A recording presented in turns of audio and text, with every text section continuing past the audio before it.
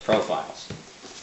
And through a process of experimentation, if you will, I decided that in order to accommodate those round surfaces on a number of the profiles, simply rounding one corner of that slightly will allow me then to work without gouging on a lot of those profiles. Many of them have an OG type shape, which is slightly concave and then comes back to an area that's usually has a flat surface, and above it's usually a flat surface.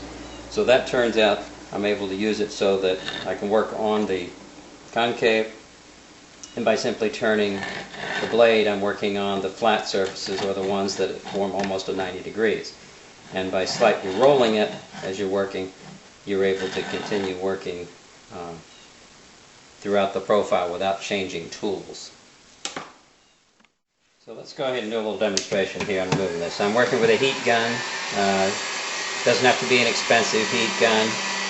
It is good to have a variable heat, as this one has a variable heat temperature on the end of it here. Exactly what the temperature is, I don't know. It's probably in the 400 degree range, maybe 450. The idea is you want to soften the paint. You don't want to burn the paint, have it smoking and causing fumes to come off of it. Okay?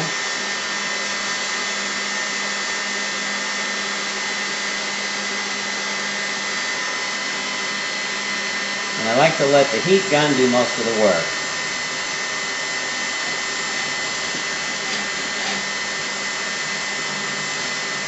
What we have here is a combination of a fairly sharp angle there, a 90 degree pretty much.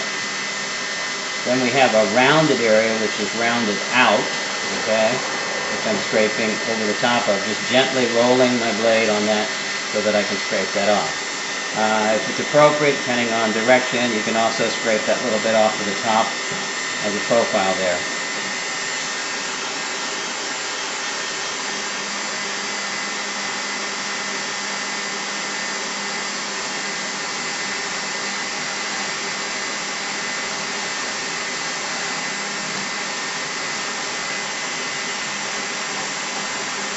I'm not putting a whole lot of pressure on it.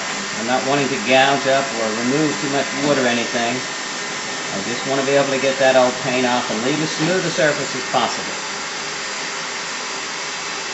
As you can see, that's left a pretty nice sharp corner there and a nice rounded profile the way it should be. I don't know how many layers of paint on here, but there's at least a half a dozen, I would suggest, because it's pretty obscured by all the paintings.